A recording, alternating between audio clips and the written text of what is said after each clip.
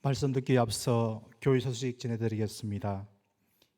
이번 주간은 가정예배 주간입니다. 가족이 함께 예배드릴 수 있도록 순서지를 제공하고 있사오니 가정의 예배재단을 세우시길 축복합니다. 모임 안내 드립니다. 오늘 수요기도 후에 비전홀에서 권사기도회가 진행됩니다. 모든 권사님들 참여해 주시기 바랍니다. 스바냐 정기 모임이 오늘 오는 금요일 저녁 6시 30분에 교회에서 진행되며 교육위원회가 토요일 온가족 새벽기도 후에 오전 6시 40분부터 지혜실에서 모임을 갖고 있습니다. 은혜로운 모임이 되도록 기도 부탁드리겠습니다. 마지막으로 일본 성기 순례팀 일정이 내일로 마무리됩니다. 담임 목사님을 비롯한 33명의 순례자들이 교회에 복귀하는 순간까지 안전할 수 있도록 계속해서 기도해 주시기 바랍니다. 하나님께서 오늘 우리에게 주신 말씀은 빌립보서 2장 1절부터 11절까지 말씀입니다. 빌립보서 2장 1절부터 11절까지 말씀, 제가 가진 성경 신약 318쪽에 있습니다. 한 절씩 교독하신 후에 마지막 절은 함께 읽겠습니다. 그러므로 그리스도 안에 무슨 권면이나 사랑의 무슨 위로나 성령의 무슨 교제나 긍휼이나 자비가 있거든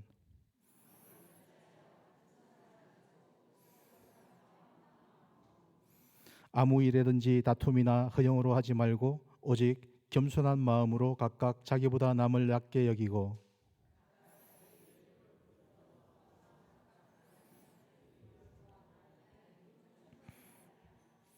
너희 안에 이 마음을 품으라. 곧 그리스도 예수의 마음이니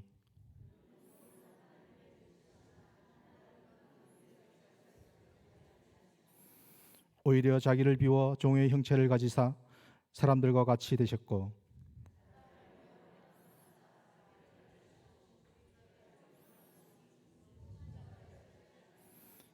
이러므로 하나님이 이거를 지극히 높여 모든 이름 위에 뛰어난 이름을 주사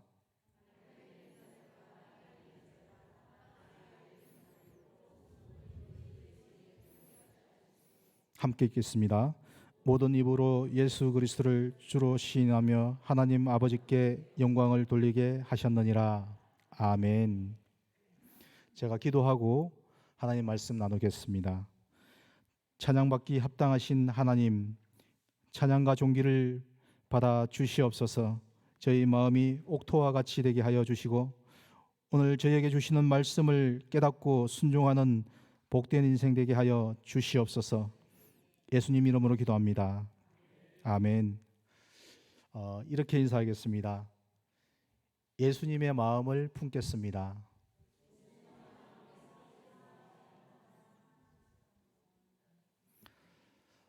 사도 바울이 제2차 전도 여행을 할 때 일입니다.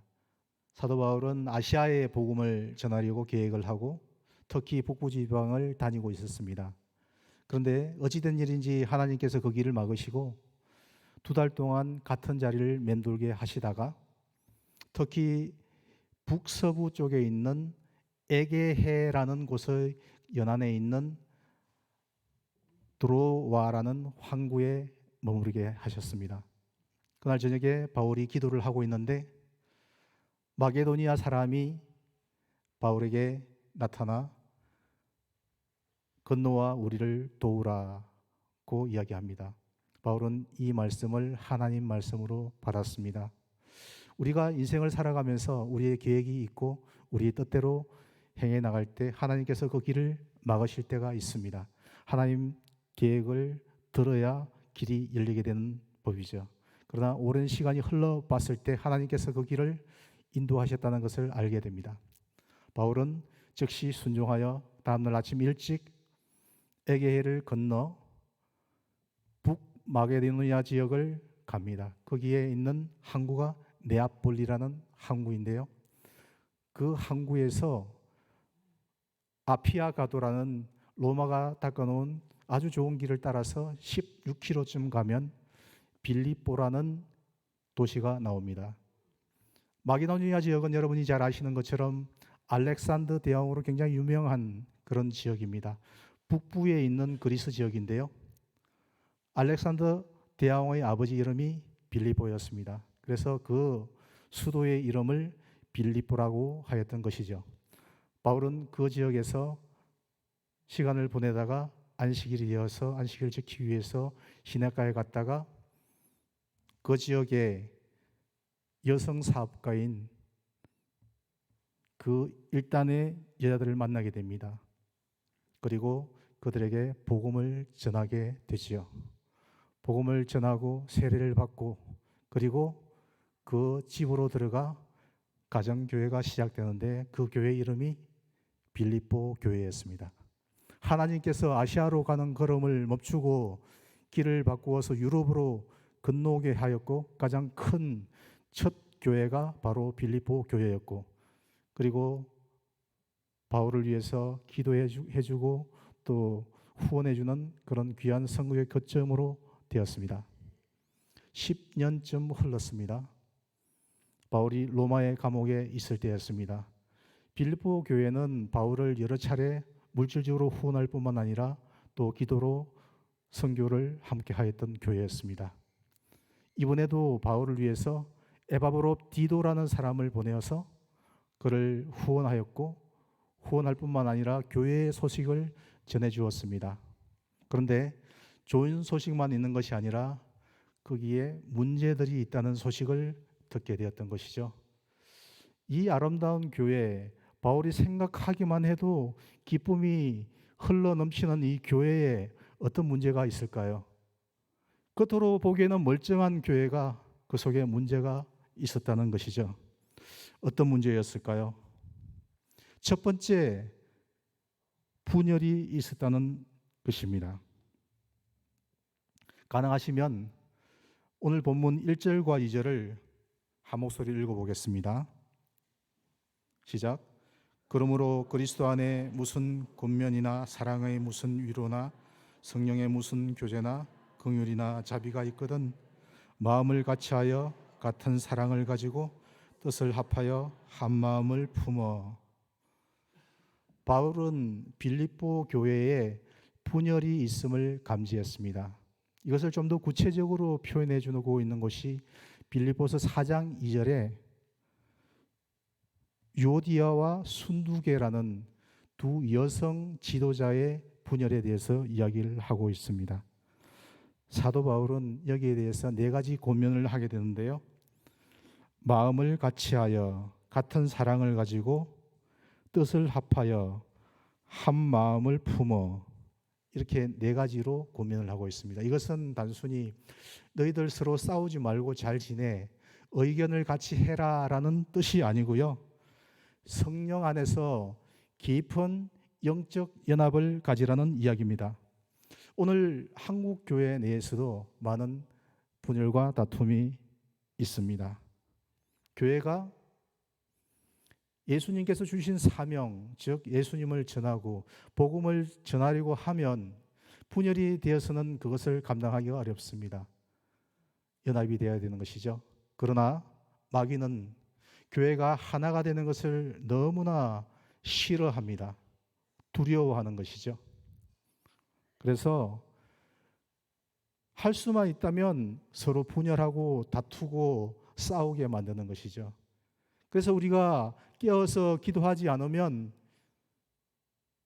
언제나 우리는 우리 속에 있는 다툼을 바라보게 되고요.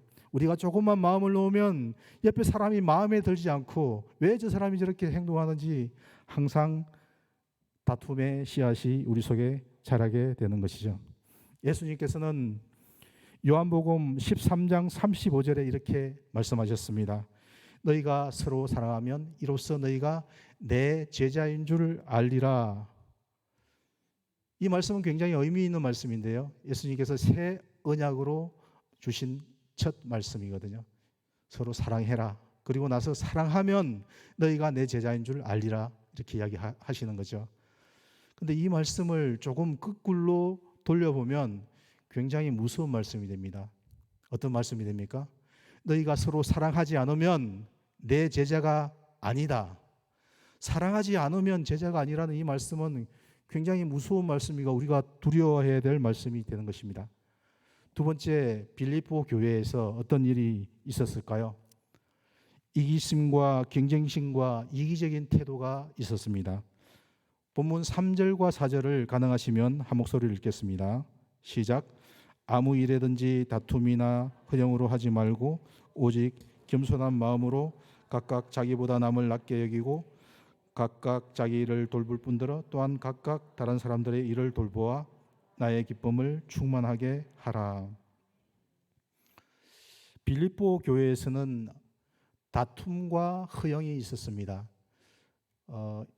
원어 헬라어를 보면요, 다툼이라는 것은 파벌을 짓는 것, 파당을 짓는 것입니다. 교회 내에서도 이런 일이 흔히 있습니다. 이게 좀 더 심해지면 나는 누구파 이렇게 되는 거죠. 그리스도파, 아볼로파, 게바파, 고린도 교회에서 있었던 더 심각한 일이기도 합니다. 허영은 어떤 일이냐면 공허한 영광을 추구하는 태도입니다. 이런 태도가 넘치게 되면 교회 안에서 분열과 갈등이 조장되게 됩니다. 바울은 해결책으로 어떤 해결책을 주냐면 겸손한 마음을 가지라고 합니다. 그런데 이 겸손한 마음이 굉장히 재미있는 표현입니다. 겸손하다는 것은 고대 그리스에서는 좋은 의미가 아니었습니다. 굉장히 부정적인 의미였는데 어떤 의미였냐면 노예의 태도를 가지라는 것입니다. 겸손하라고 사도 바울이 이야기를 했는데요, 남을 나보다 낮게 여기라고 이야기하고 있지 않습니까? 노예는 있잖아요, 남을 나보다 낮게 여겨야 되는 거예요. 그래서 이런 태도를 가진다는 것은 노예의 태도를 가지기 때문에 사실 그 당시 사람들에게 인기 있는 그런 말이 아니었어요. 오늘날 우리가 살아가고 있는 세상 가운데서도 이렇게 이야기를 하고 있죠. 너 자신을 증명하고 너 자신을 주장하고 너 자신을 홍보해라 라고 이야기를 하고 있습니다.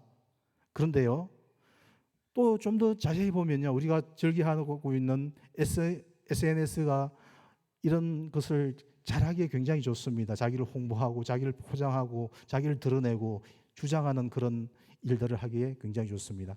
우리가 자주 사용하는 인스타그램이나 페이스북을 보면요, 정말 자기 자신을 주장하고 드러내다 못해 자랑질하고 그렇게 자기를 포장하는 걸로 가득 차 있는 것을 쉽게 볼 수가 있는 것입니다.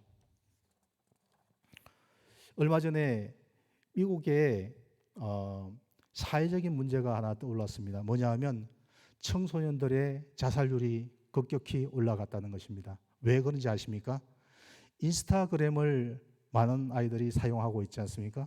그런데 아이들이 자신의 정체성을 확립하기도 전에 인스타그램을 보면서 남들은 다 행복하고 다 완벽해 보이는 것 같아요. 왜냐하면 그런 사진만 올리고 그런 내용만 올리기 때문이죠. 그런데 자기 자신의 모습은 그렇지 않아 보이니까 자살로 이어진다는 거예요. 자기 자신을 증명하고 주장하라고 현대에서 이야기를 하고 있습니다. 우리는 자기 자신을 증명해서는 안 됩니다. 예수 그리스도를 증명하고 주장해야, 남을 나보다 낮게 여겨야, 종의 자세를 가져야 이런 문제가 해결되는 것입니다. 빌립보 교회 안에서는 또 다른 문제가 있었습니다. 개인주의적인 태도가 있었습니다. 자신에게는 관심을 가지는데 다른 사람의 어려움이나 문제에 대해서는 관심을 가지지 않는 태도였던 것이죠. 바울은 이런 문제에 대해서 균형 잡힌 시각을 제시합니다. 자기 자신을 돌보아라. 자기 자신을 돌보지 마라가 아니라 돌보아라. 그러나 다른 사람의 일도 돌보아라고 이야기를 하고 있습니다. 오늘 우리가 우리나라 교회에서 깊이 새겨 보아야 할 그런 상황입니다. 빌립보 교회가 훌륭한 교회처럼 보이고 우리 용인용락교회도 굉장히 훌륭한 교회처럼 보이고 한국교회도 괜찮은 교회처럼 보입니다. 그러나 우리 속에 조금만 방심하면 자라기 쉬운 이런 어떤 이기적인 마음들 그리고 자아들 이런 것들이 우리를 순식간에 밭에 조금만 신경 쓰지 않으면 잡초들이 우거져 올라오는 것처럼 이렇게 교회를 분열시키기가 쉽다는 것이죠. 1905년 전라북도 김제라는 곳에 금산교회가 있었습니다. 하나님께서는 두 믿음의 사람을 통해서 아름다운 이야기를 써 내려가시는데요. 한 사람은 그 지역의 최고의 부자인 조덕삼이었고요. 다른 한 사람은 경남 남해의 외딴 섬에서 그것도 고아로 자라서 밥을 잘 먹지 못해서 밥을 잘 먹는 것이 소원이라고 하면서 육지로 올라왔던 이자익이라는 청년이었습니다. 하나님께서는 두 사람을 주인과 종으로 만나게 하셨지만 테이트라는 선교사를 통해서 복음을 듣게 됩니다. 두 사람의 복음을 듣고 두 사람의 인생이 송두리째 바뀌게 되는데요. 조덕삼의 집에서 금산교회가 시작됩니다. 교회가 아름답게 성장하여서 첫 번째 장로를 선거하는 날이었습니다. 조덕삼도 후보에 올랐고요. 이자익도 후보에 올랐습니다. 그런데 문제가 생겼습니다. 이자익이 장로로 선출되었습니다. 당시에는 계급 사회였기 때문에요. 이자익이 장로로 선출됐다는 것은 굉장한 문제가 생겼다는 것입니다. 테이트 선교사는 후에 이렇게 회고합니다. 나는 그때 선교를 접어야 될지도 모른다는 생각을 했다. 사람들이 두렵고 놀라운 생각으로 조덕삼을 쳐다보고 있는데요. 조덕삼은 천천히 평안한 마음으로, 어떻게 보면 기쁜 마음으로 나와서 이렇게 이야기했습니다. 오늘 이자익 장로를 뽑은 것은 하나님의 뜻입니다. 그러니 저도 이자익 장로를 섬기고 교회를 잘 섬기겠습니다. 교회가 부흥했습니다. 그리고 조덕삼도 장로가 되었습니다. 두 사람이 교회를 잘 섬겨 나가다가 이자익을 보니까 비록 종이었지만 자기보다 신앙이 좋고 한국 교회를 위해서 쓰임을 받을 귀한 제목이라고 보고 평양에 있는 장로의 신학교에 보냈습니다. 당대 최고의 신학교에 보냈지만 모든 비용을 자기 경비로 되었고요. 더 놀라운 것은 이 사람이 졸업을 하고 목사가 되었을 때 자기 교회 담임 목사님으로 청빙을 했다는 것입니다. 이 아름다운 이야기가 거기서 그치지 않고 이자익은 총회장을 3번이나 하는 그런 놀라운 기록을 세우게 됩니다. 이 일이 어디에서부터 시작되었냐 하면요. 자기를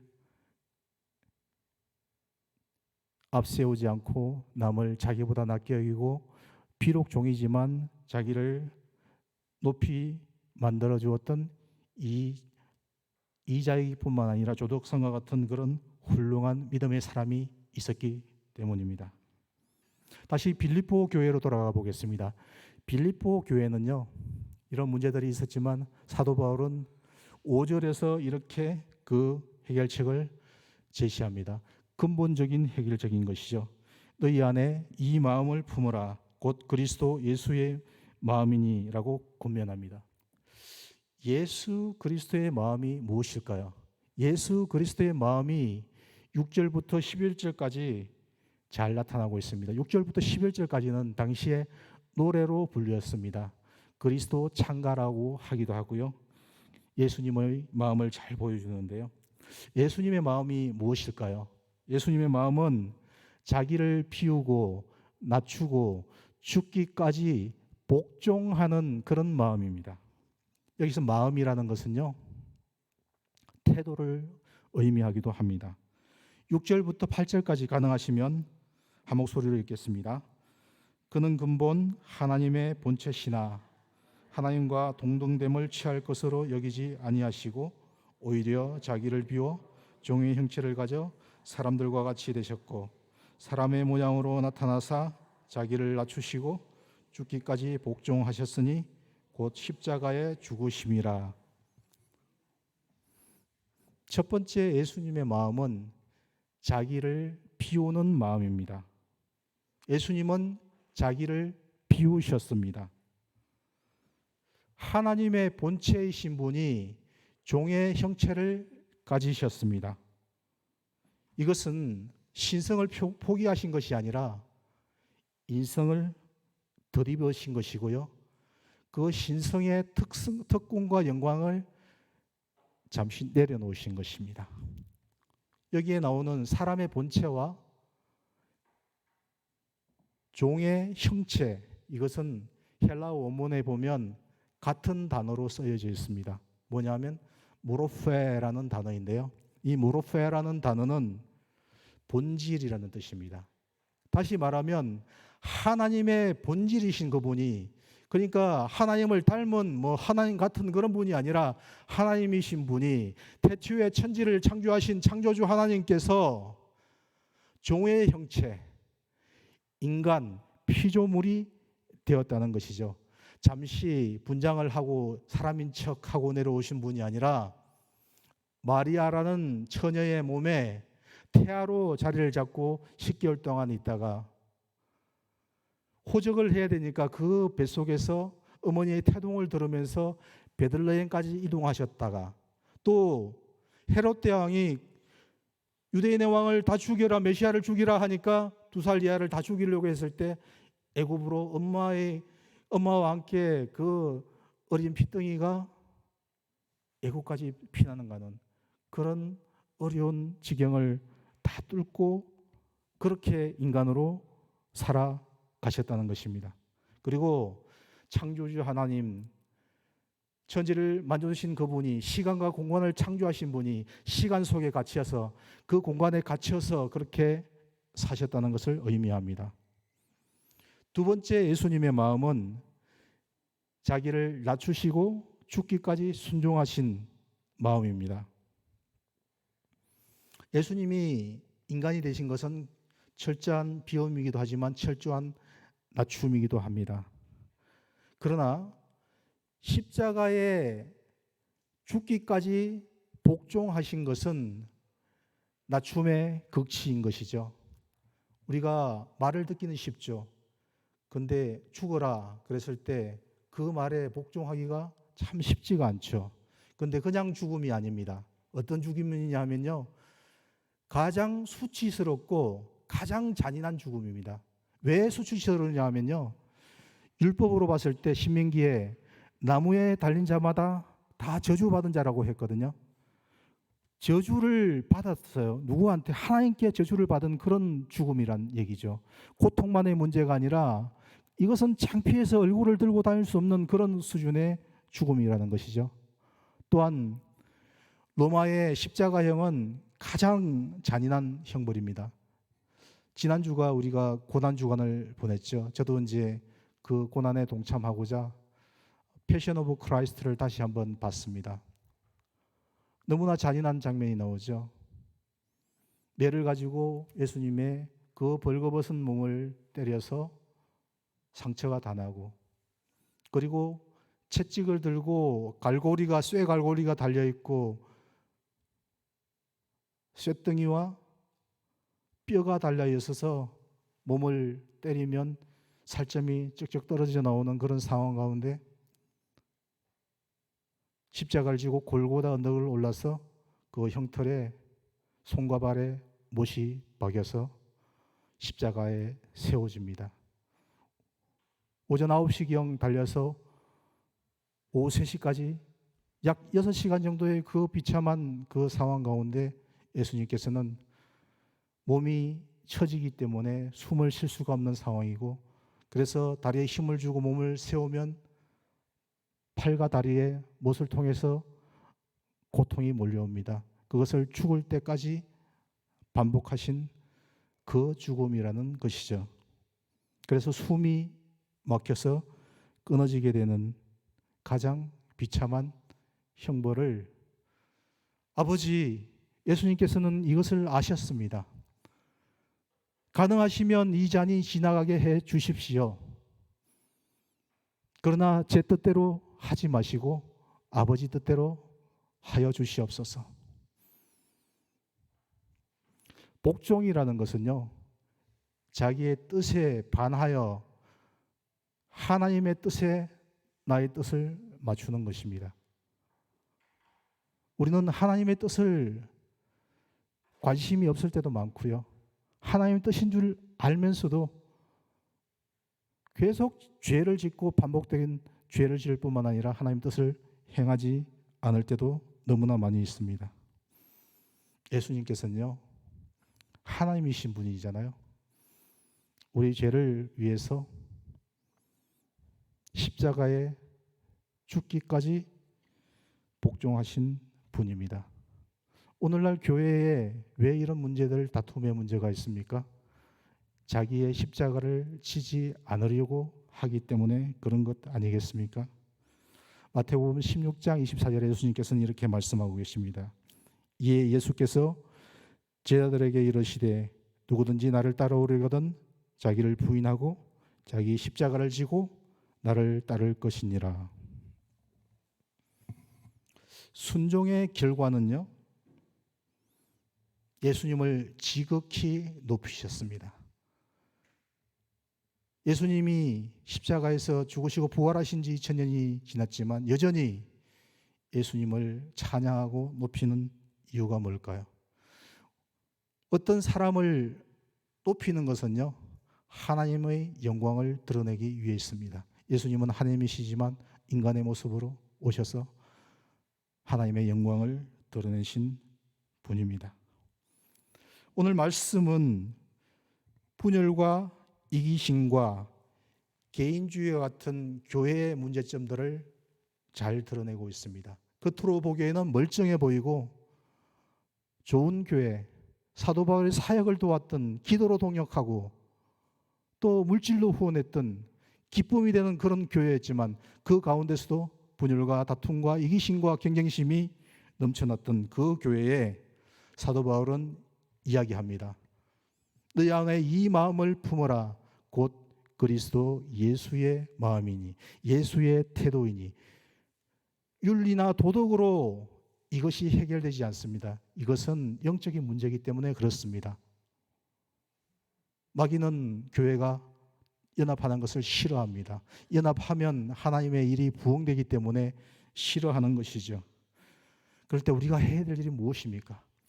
예수님의 마음을 품는 것입니다. 자기를 비우는 것이죠. 자기의 권리를 내려놓을 줄 알아야 되는 것입니다.